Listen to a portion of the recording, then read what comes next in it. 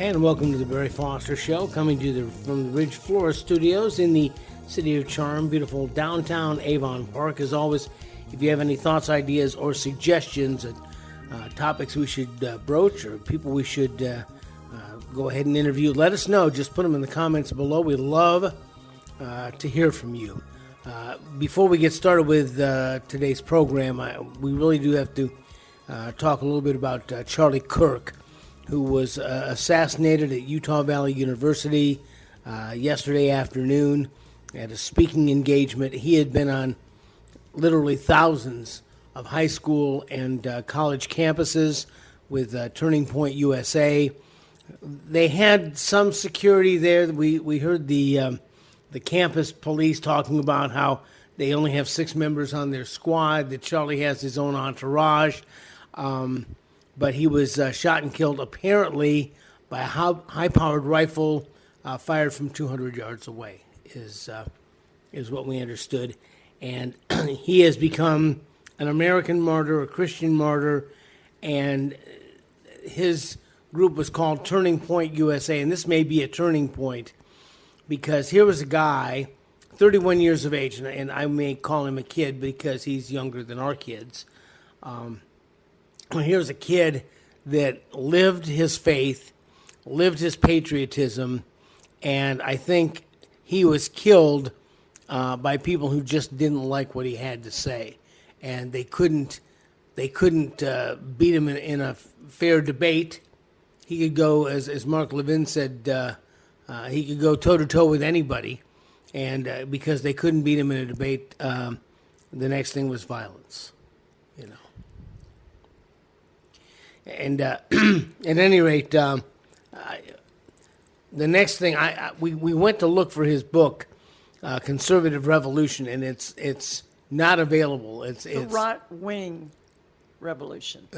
Is that what it is? Right wing revolution. Anyway, we went looking for it, and it is either out of print or not available.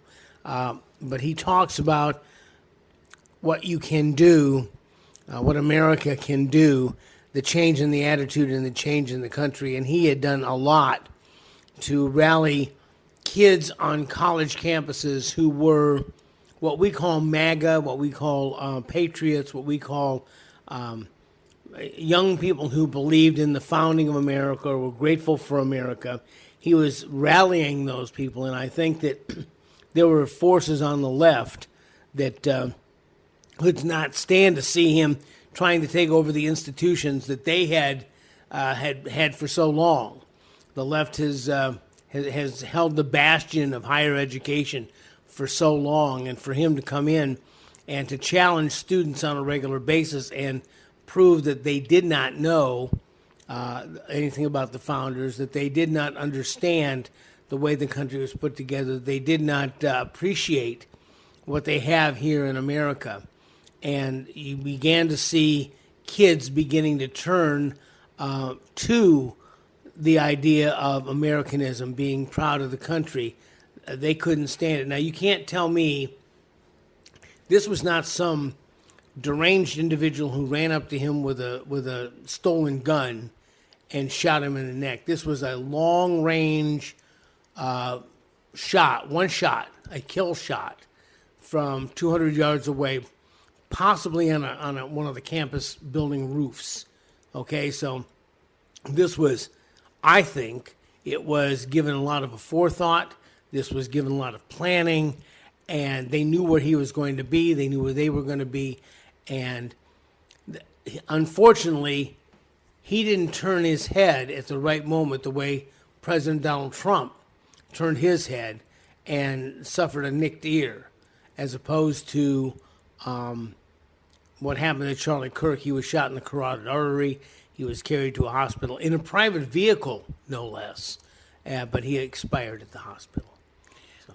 The very interesting thing, as we were traveling, we were listening to the Mark Levin show last night, and it was amazing. He was talking to him about this book, The Right Wing Revolution, and he had so many positive things to do. Right now in this country, there are so many people who feel like evil has overrun and feel like it's hopeless.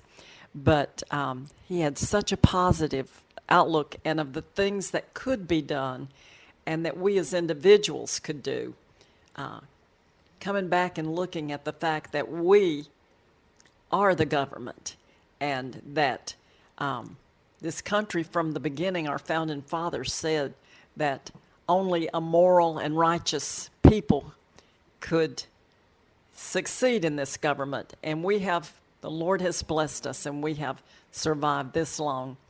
But he was talking about the different things that we could do, and some of the decisions that he and his family had made was that from Friday to Sunday, he turned off his cell phone and they totally rest and just took time away to be a family. Be together. And he really was big on saying that this country right now is not producing enough children to replenish themselves, that we need to go back to our basic principles of believing in God and looking at our faith and where we stand with that. And as a nation, we do have to look at our founding fathers and see that they had some great ideas and they still work. But we as a people are going to have to. And I was just thinking that it is so sad. And yet again, God can raise up with every drop of blood he lost. There can be young people who step forward, and even some of us older folks who step forward and say, we are going to do what we can do to pull back away from and have that day of rest, to have that time of communicating with the Lord. And we can change this country. Well, here was a kid who could have been president, I think. He was well-read. He was well-spoken. He did not go to college. He was refused admission to West Point. So he started Turning Point. He started his own thing. And his study of the Bible and his study of the Founding Fathers is really unparalleled for a kid his age. Somebody who's 31 years old to have this command. And he would go on campus and take on these young people who I think are ill-equipped to really have any kind of debate with someone who knows the facts. And they got on to Charlie because he said, "Well, you're taking on these kids." Well, he says, "I let them come up and ask me questions, and we have a debate. We go back and forth." And I'll tell you that I think that there are precious few Americans, especially Americans under the age of 50, who could pass the United States citizenship test. Periodically on social media, I see these little quizzes, parts of the citizenship test, and the performance by current American citizens is abysmal, but I think that shows how little they're taught in school. And when they get into college, they're even made more, on most college campuses, are made more to feel like they should hate the country that they're in and not love the country that they're in. And so when someone like Charlie Kirk would come to the campus, they were itching to debate this guy. And he, many, if you go back and watch some of the Turning Point videos, many times tells these kids things they don't know.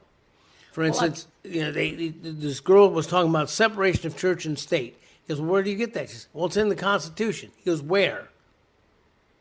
And she begins looking around. "Well, I don't know, but it's in there." He says, "No, it's not. That's not in there. It's not in the Constitution." But that's what she was taught. And many things that she was taught that I think these kids are taught that are wrong. And I think, again, the intolerant left is now, and you're going to hear a lot about gun violence.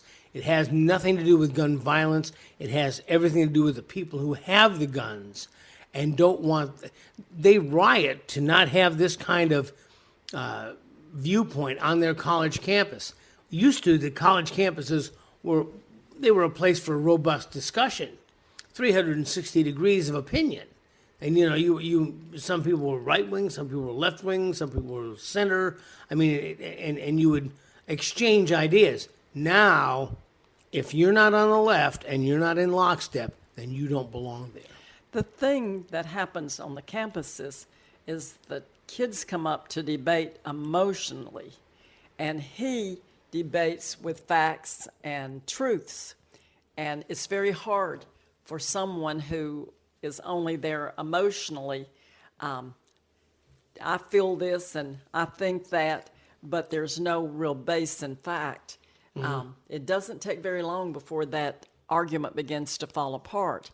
But he has a way of telling them where they can find the facts and can pick up a constitution and see that separation of church and state is not in the Constitution. No. It's not necessarily that they've been taught it in a class, but they've heard it.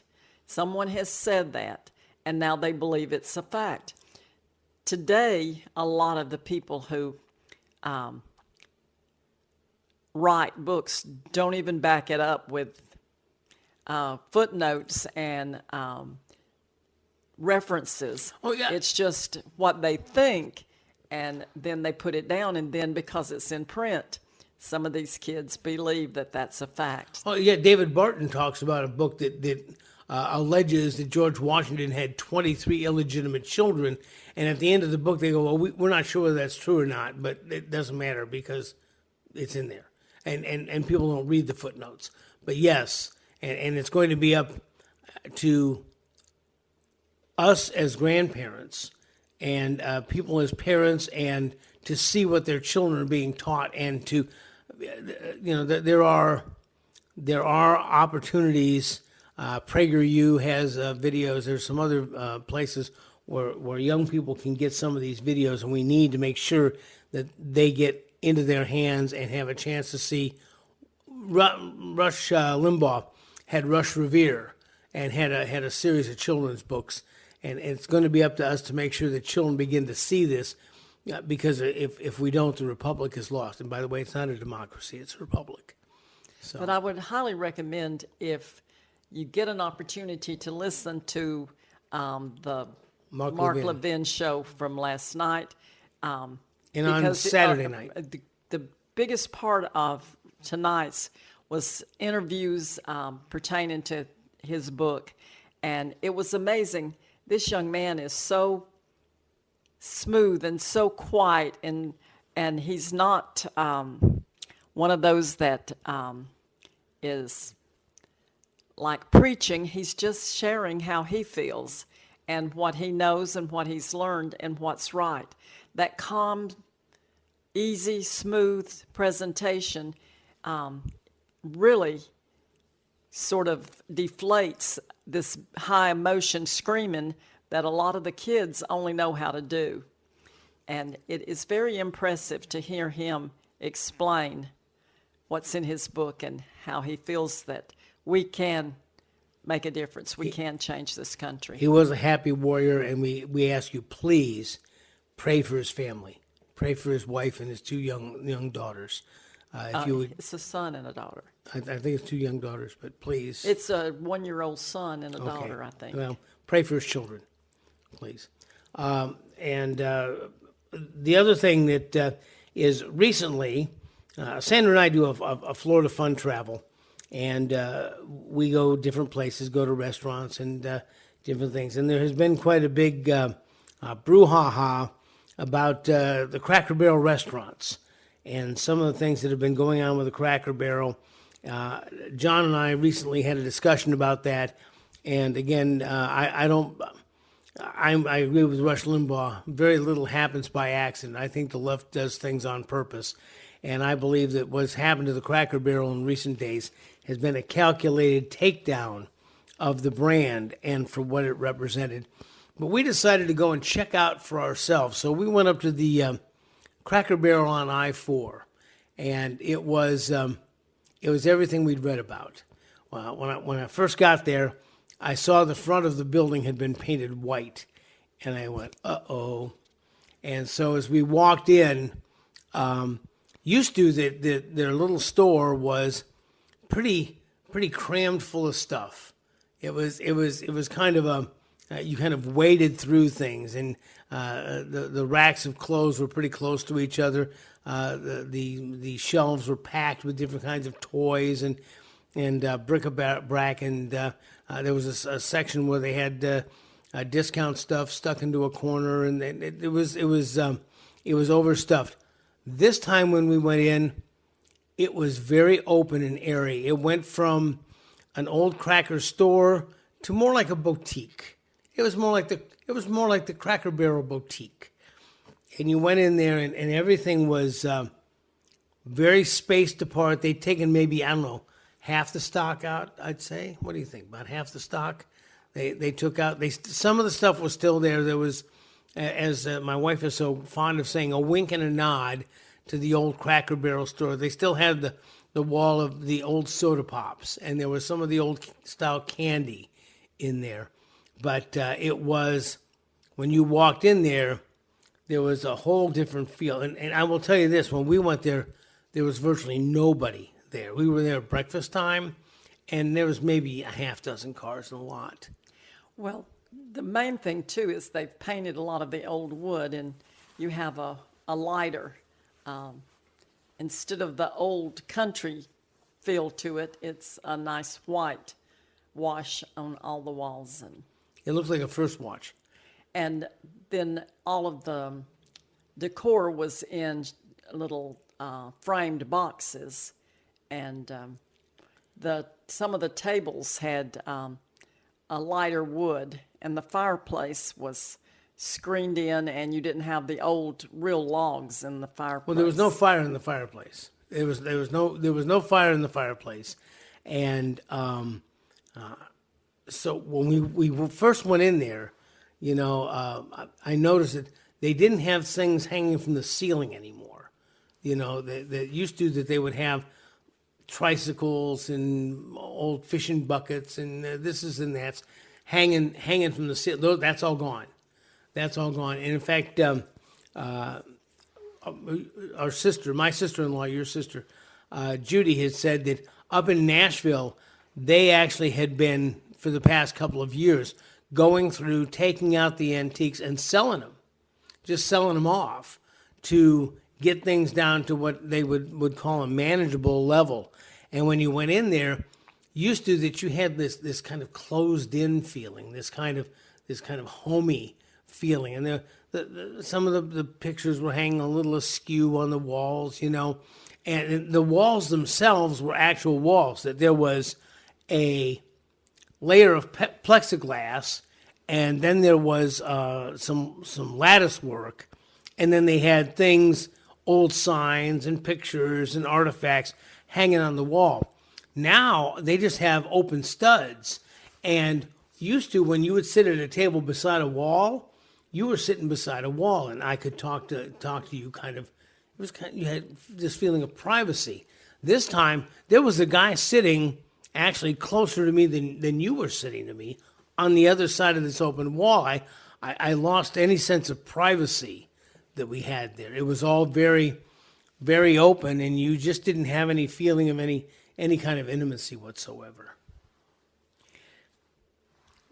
The whole look was a more open, more modern look. Very modern, sure. Yeah, and they'd done that, and we went in there, and they showed us the menu.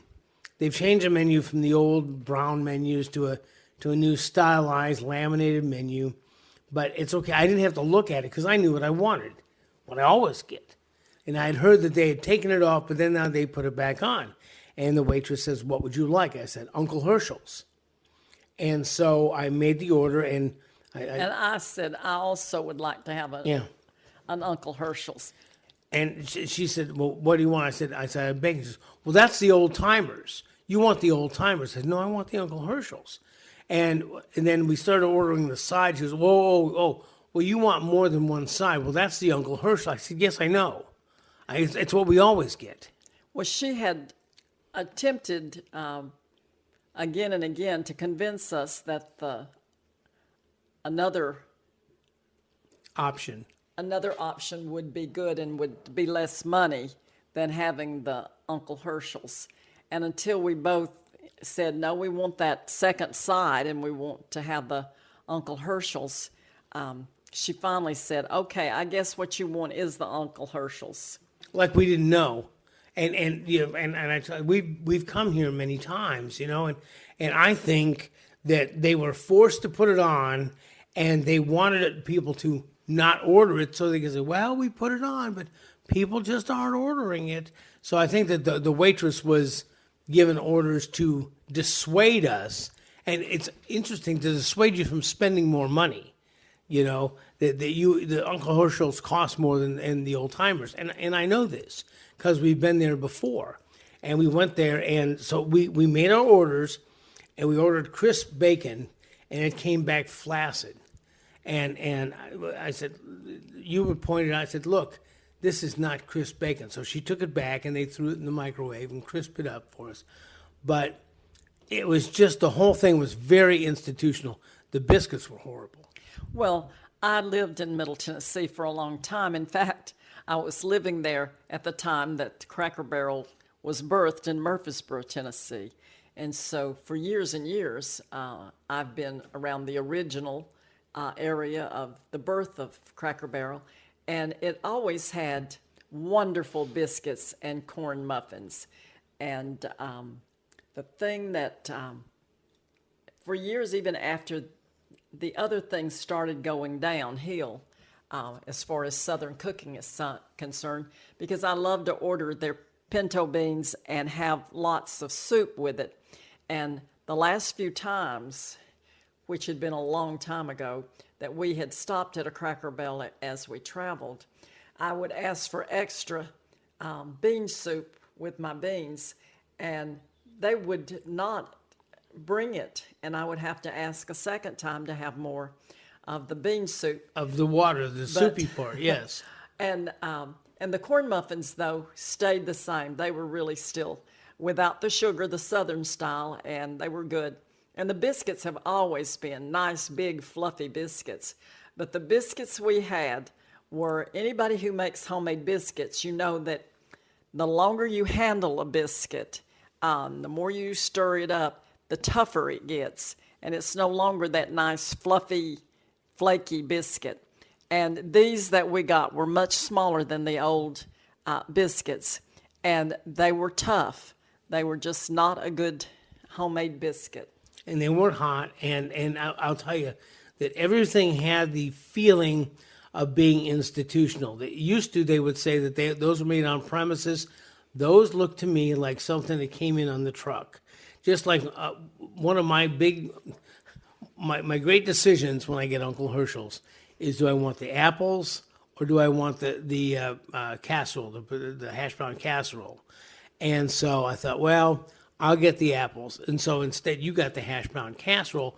But that again looked like something that they probably had 1,000 of them in a little paper bag. They took it out of the paper bag, put it in the microwave, heated it up, and threw it on a plate. Well, it didn't have the nice syrup where the apples had been cooked longer. No. And it didn't have as much of the cinnamon on it. It just didn't look like real It home was cooked. scooped out of a can. It didn't look like real home cooked country apples. And yours didn't look like it was. Well, it was, and the casserole didn't have as much ingredients as it typically had, because the casserole did have like the onions and other cheese and it didn't a lot look of like it other was things. cut out of a big pan. It looked like it was something that came in, it was already made, and it's spit out by the machines, and it was sad. Now we've since found out that, first of all, they changed the sign back. They put Uncle Herschel back on the sign, and now they've capitulated again, and supposedly they're going to quit doing the remakes of the inside of the Cracker Barrels. Now, I don't know how many they've done. We were coming through, was it Dothan, Alabama? Dothan, Alabama. And you saw one, at least the outside hadn't been repainted yet. No, and it had the old sign as well. But you saw one of the new signs, and I didn't see the new sign, but you saw a new Cracker Barrel sign up that they hadn't changed it back out yet. I think It didn't have Uncle Herschel. It just had Cracker Barrel. Yeah, I think that they're in a dither how the new CEO is still there is beyond me. Well, I think that they had been losing business through the years because they changed their recipes. As I said, when they first started back when, and as I said, I probably went to in the very beginning of the Cracker Barrel stuff there in Middle Tennessee where it started, and you had this good home-cooked pinto beans, and you had beef stew, and you just in chicken and dumplings that were the done the old-fashioned way with broth in them, and then we had already stopped eating at Cracker Barrels because their recipes had changed, and they were not having the same food that they had had previously. It wasn't the but quality. The biscuits and the cornbread had stayed the same. I was really disappointed to see that the biscuits are totally different. Well, I think there are a couple of things that are happening. I think number one, when they destroyed the ambiance on the inside, it's really to get people away from the idea of the old country store, the whole idea of Americana, the whole idea of the way life used to be, that this was calculated to get away from that. I think that the takedown of the food was to drive people away. I mean, people quit going in droves on Sunday afternoons after church when they added alcohol. Well, my brother-in-law indicated that that's when they had stopped going, is that a lot of the real dedicated Baptist, Nazarene, and such people didn't want to go after they had added alcohol. But the big thing, and of course most restaurants nowadays, they are serving alcohol, but it just lost that country family feeling that it had started with, and it had become just another commercial food place. And that's, I think, what they want to do. And ultimately, it'll become not the Cracker Barrel, but just the Barrel, and then they'll just winnow it down to nothing. Well, and one of the big disappointments for me, because instead of coffee, I'm a tea drinker. I drink hot tea, and in the past they had a selection of multiple kinds of herbal and just different kinds of teas that you could choose from. And this time, they only had two choices. If you wanted decaf, you got Earl Grey. Otherwise, you got English breakfast tea. And that was disappointing for me. And also, when they brought it, they didn't bring it with the slice of lemon and honey that they typically in the past had brought it with. Well, we expressed our displeasure to our waitress, and the guy behind us really gave his waitress an earful. I could hear him saying, that woman should be fired. He was carrying on about, and I don't know. And when we checked out, the woman said something about next time. I said, well, I don't think there's going to be a next time. I just want them to understand that I had heard about this. I didn't think it was fair for us to go and not experience it for ourselves to see what it was like. And I'd really thought that maybe they hadn't gotten to this one, that we were far enough away, but I was wrong.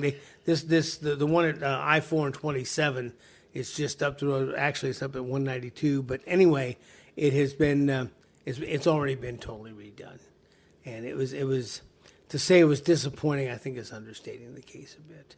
But I think it's part of what we're going to see from the left. We started out talking about Charlie Kirk.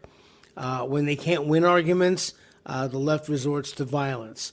I think that you're going to see, we saw this with Bud Light, and when they went after a beer that they didn't like the people who were drinking it, so they decided to do things that would make the base very angry and quit buying it. And for the most part, it still has not recovered. I think that the same thing that same thing is being done here, where they want to do away with an institution, and they see an opportunity, a weakness, and instead of going back to the basics, they've decided to go totally the other way and alienate their base customers. Well, with your Bud Light, Budweiser, you had a group of people who were not politically correct and didn't hesitate to express that opinion. Frat boys. And they made that very well known. And with the Cracker Barrel, what you had was the people who cling to their Bible and their guns. And I do think that at this point, probably those are not the most popular ideas and people for a lot of the business corporate people. The people who have redone this are people who never would have gone to a Cracker Barrel. That was not, this was not the kind of, to use a Southern word, not the kind of uppity, chic kind of place. It was a down home kind of place, and they decided that they're going to do away with that whole down home thing and make it like stuff like we like. And one other thing that you noticed was that they had avocado toast. And, of course, avocado toast is good with me. I like it. Yes. But when I go to a Cracker Barrel, I was expecting an old country breakfast. And I think that I think that you're going to see, as we go along, more of this kind of thing. Gesundheit. We're going to see more of this kind of thing. And stay tuned. Gesundheit, baby. Well, we're going to get into more of this as we go along, and we're going to dissect what happened to Charlie Kirk and more. You've been listening to the Barry Foster Show, coming to you from the Ridge Florida Studios in the City of Charm, beautiful downtown Avon Park. With Sandra Foster, as we continue to look for truth, justice, and the American way. We'll see you next time.